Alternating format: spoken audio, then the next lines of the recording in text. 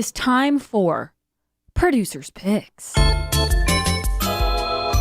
now, the feature so many of our listeners wait for each day. Producer's Picks.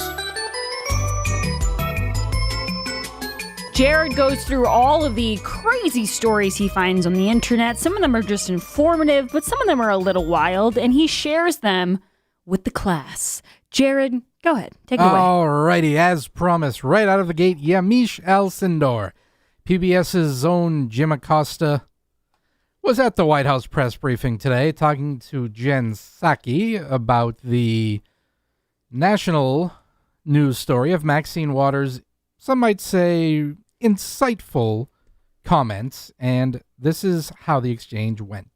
Representative Waters, as you said, clarified. She said, my actual words don't matter. I wonder why the White House isn't also coming to the defense of Representative Waters, given the fact that she's now facing an onslaught of attacks, especially by, I would say, Republicans. I wonder why the White House isn't saying, we back what she said about being confrontational. She was obviously not threatening violence. There are civil rights leaders that are saying that's what civil rights is to be confrontational, to be active. Well, she also clarified her own remarks, Yamiche, and I think that's the most powerful piece to point to.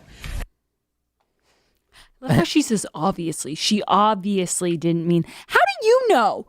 How come you all were mind readers when Donald Trump would say anything, and then you have the ability to pour and heap on the benefit of the doubt for these crazy radical Democrats? And you can tell Yamiche is such an activist because she gets a little caught up in what she's about to say, because she's just so excited to let you know that you should have Maxine Waters' back because she's doing the right thing, and why isn't the White House defending her?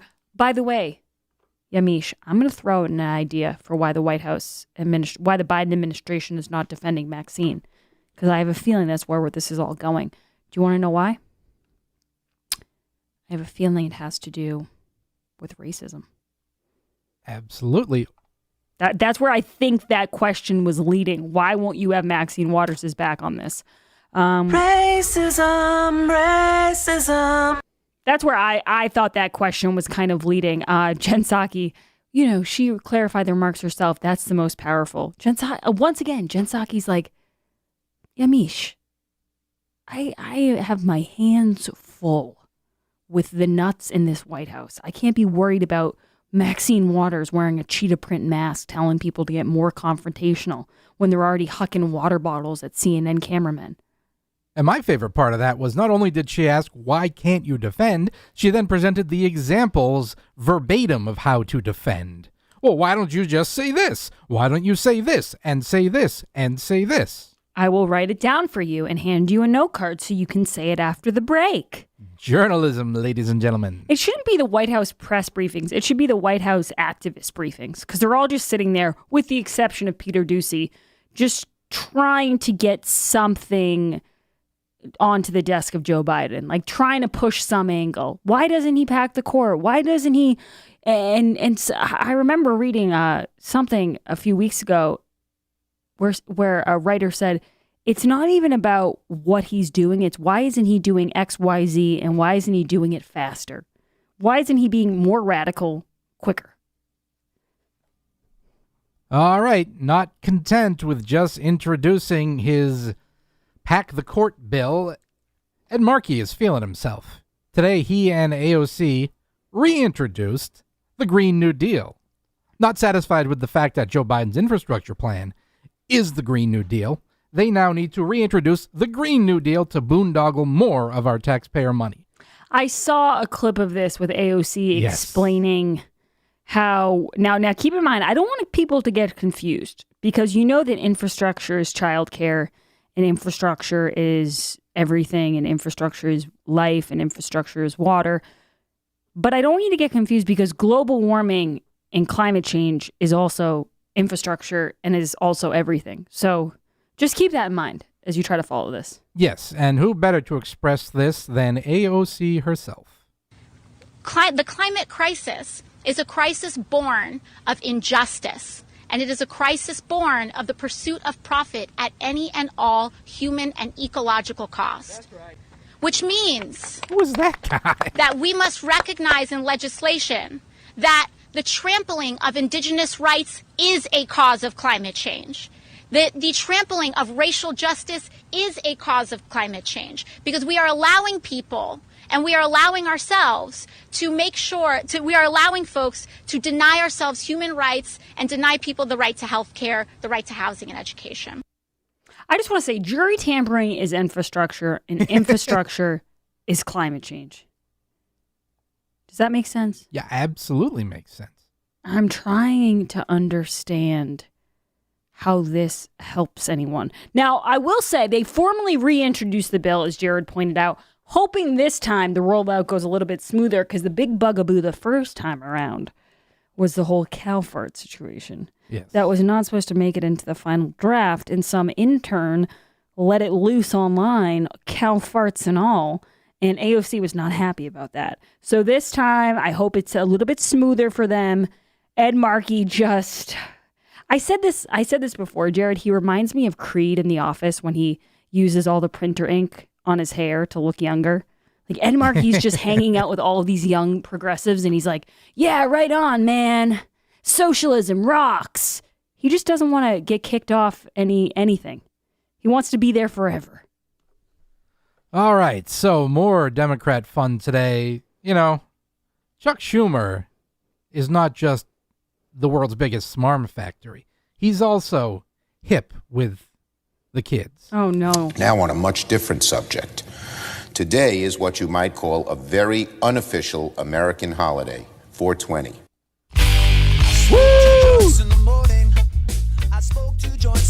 Gotta go to Uncle Chuck's. Don't bogart that joint, Schumer. He said that on the Senate floor as part of a formal presentation. Ugh. 420. And honestly, it probably will be an official holiday soon enough. If everyone's going to get the day off, I mean, why not? Well, to that end, guess who is asking President Biden to declare 420 a national marijuana holiday? Is it a politician? It is not a politician. It is a musician. Oh, I saw this. Willie Nelson. Yes, Willie Nelson. I got to tell you, he looks good. Maybe smoking pot kept him young. I don't know. But he is now asking the president to officially declare April 20th a marijuana holiday and devote the entire week to celebrating cannabis. Now, I don't want to be a square, I don't want to be a school marm. If you want to smoke the weed, then you can smoke the weed. But I don't think we need a holiday.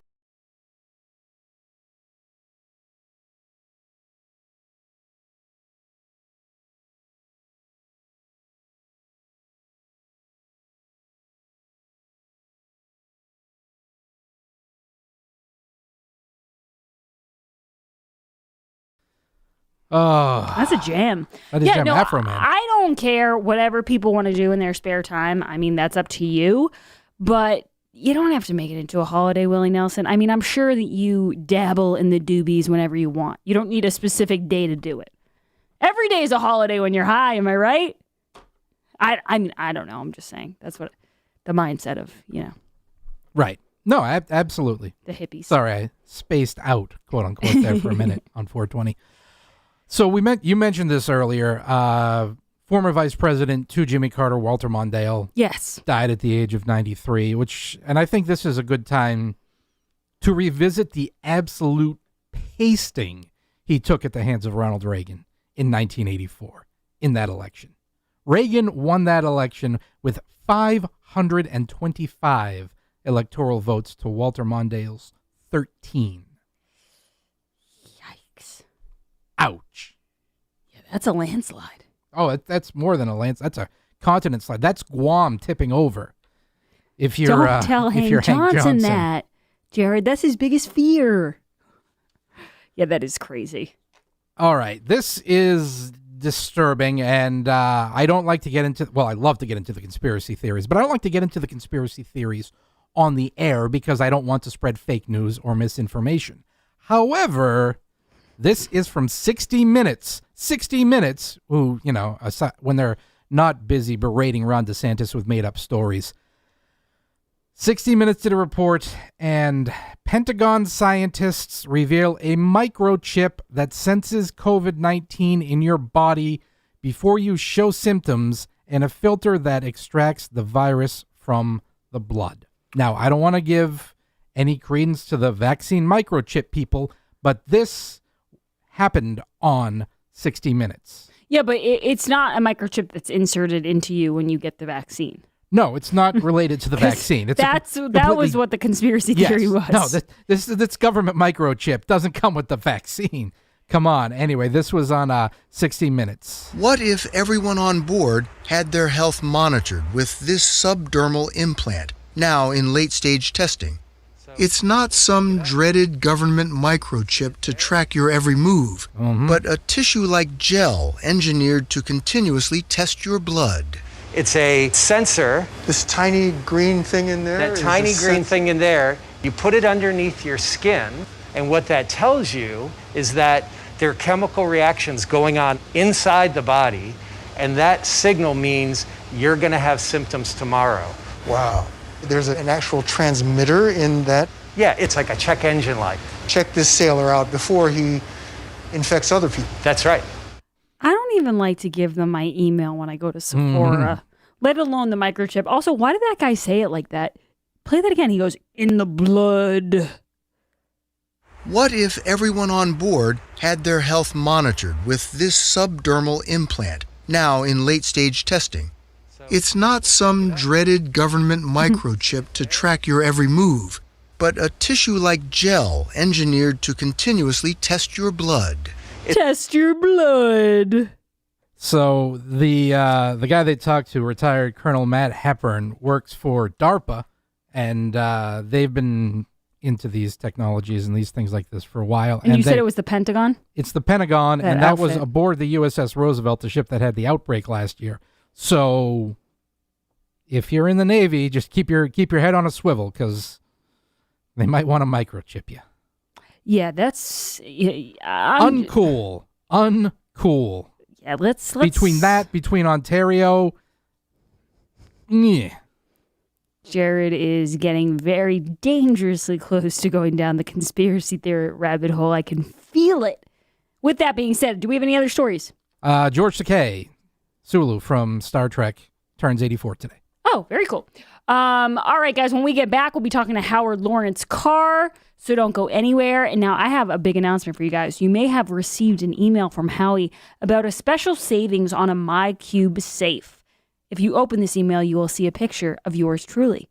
I love my MyCube safe for securing my valuables, and you will too. I have my passports in there. I have all of my jewelry, and it's a really cute, I shouldn't say cute, it's a really beautiful piece of it. It's like a piece of furniture. You put it on your dresser or wherever it is, you kind of stamp it down. You can secure it wherever you want, and it's a great thing to have. Purchase yours with a lifetime guarantee, $50 off and free shipping when you use code word GRACE50 at mycubesafe.com. MyCube is the one product that everyone needs for a safe household. Keep your belongings secure, whether valuable or sentimental, with the MyCube safe. MyCube provides secure solutions that fit seamlessly into your home. Each MyCube brings form, function, and style in 3 convenient sizes. It's also simple to use. It really is simple to use. I've been using it every single day. You just plug in your different number, or you can use the biometric fingerprint technology with the BioCube, or the one I have, it's a push-button keypad with the MyCube Classic line. I love it because it has like these locks that when you put in the code, you hear the locks go across, and it's just so secure. I'm the proud owner of a MyCube safe, and you should be too. Receive $50 off with free shipping when you use code GRACE50 at mycubesafe.com. It is time to protect your gun and valuables, and the best solution is with MyCube Safe. If you have any questions, feel free to ask me because I really love this product, and I think everyone should check it out. I didn't realize how much I needed a safe until I have one, and now I feel a lot better. You know, whether it's your passport, your money, your jewelry, it's just better to have it locked up tight when you leave the house. We'll be back on the other side with Howie Carr. Don't go anywhere. You can call her late for dinner. Just don't call her Gracie. It's the Grace Curley Show.